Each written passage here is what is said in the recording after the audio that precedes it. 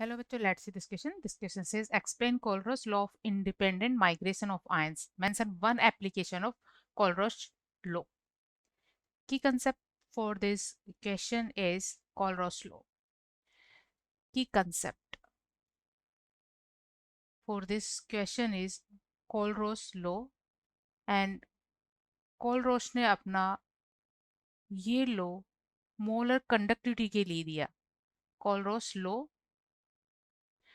और ये लो है जब किसी इलेक्ट्रोलाइट सॉल्यूशन का इनफाइनाइट डाइल्यूशन कर दिया जाता है तो उस कंडीशन में उसमें प्रेजेंट इलेक्ट्रोलाइट का कंप्लीट डिसोसिएशन हो जाता है और इस कंडीशन में मोलर कंडक्टिविटी या इक्विवेलेंट कंडक्टिविटी जो है उसमें प्रेजेंट आयंस के आयनिक कंडक्टेंस के सम के इक्वल होती है.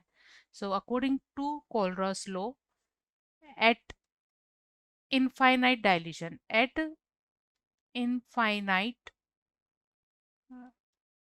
dilution at infinite dilution electrolyte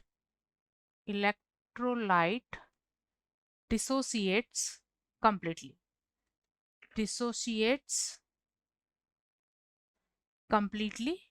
पूरी तरह से वो डिसोसिएट हो जाता है या आयनाइज हो जाता है. इस कंडीशन में मोलर कंडक्टेंस और equivalent conductance is the sum of molar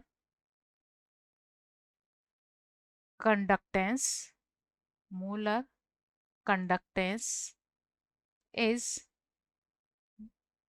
the equal to the sum of contribution of cations and anions. It means electrolyte जब कैटायन और एनायन में डिसोसिएट हो जाते हैं तो कैटायन और एनायन की जो आयनिक कंडक्टेंस होती है उनके सम के इक्वल मोलर कंडक्टिविटी या इक्विवेलेंट कंडक्टिविटी होती है. फॉर एग्जांपल कोई इलेक्ट्रोलाइट है सोडियम सल्फेट और सोडियम सल्फेट का इस तरह से डिसोसिएशन होता है. ये बनाता है 2 सोडियम प्लस आयन और सल्फेट आयन. तो यहाँ सोडियम सल्फेट की मोलर कंडक्टेंस को हम लैम्डा और इनफाइनाइट डाइल्यूशन के लिए इनफाइनाइट का साइन Na2SO4 की जो मोलर कंडक्टेंस होगी ये होगी it is equal to the sum of molar conductance of cations and anion. तो यहाँ कैटायन की कंडक्टेंस होगी 2 into Na plus at infinite dilution plus molar conductance at infinite dilution of sulphate 2 minus ions के sum के equal होगी. तो इस लो का यूज करते हुए हम किसी वीक इलेक्ट्रोलाइट के लिए भी इनफाइनाइट डाइल्यूशन पर मोलर कंडक्टेंस को कैलकुलेट कर सकते हैं. So application of Kohlrausch law. Application it helps to calculate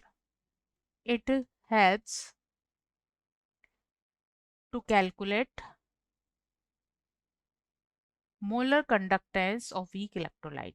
It helps to calculate molar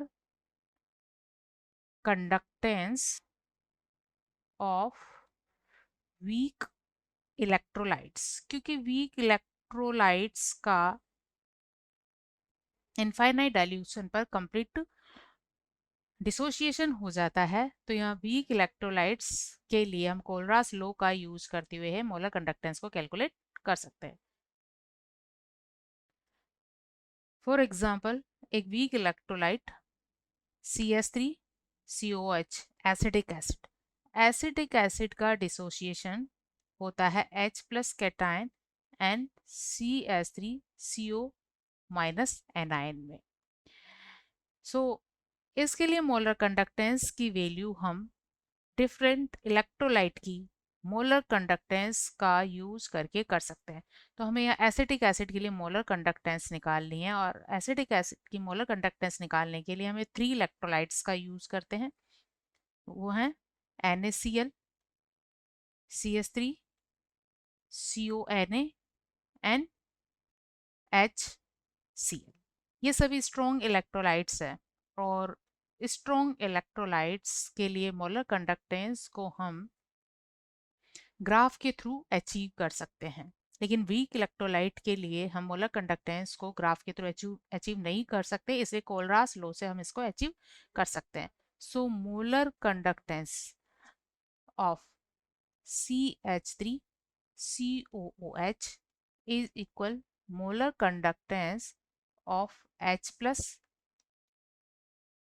and CH3 COO minus at infinite dilution, ये हमें अचीव करना है। तो इसके लिए हम इन तीन इलेक्ट्रोलाइट्स की मोलर कंडक्टेंस का यूज करेंगे and this will equal lambda infinite H plus lambda infinite CH3 COH CO minus CO minus is equal, हम यहाँ दो इलेक्ट्रोलाइट्स के मोलर कंडक्टेंस का सम करेंगे और एक इलेक्ट्रोलाइट की मोलर कंडक्टेंस को उसमें से माइनस करेंगे। तो यहाँ हम सम करेंगे molar conductance of CH3CONA and molar conductance at infinite dilution of HCl minus molar conductance of NaCl।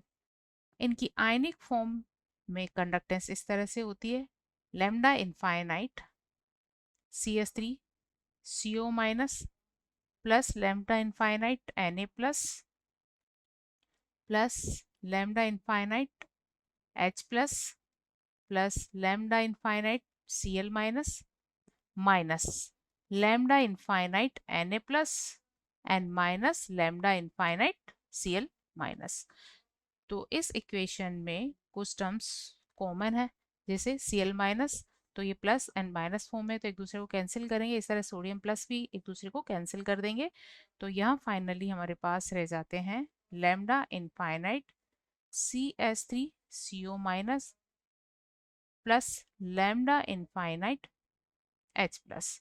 तो हमें ये वैल्यू मिल जाती है CH3COOH के लिए। तो किसी भी वीक इलेक्ट्रोलाइट के लिए कोलरास लॉ का यूज करते हुए हम मोलर कंडक्टेंस को कैलकुलेट कर सकते हैं। Hope you understood it well. Best of luck.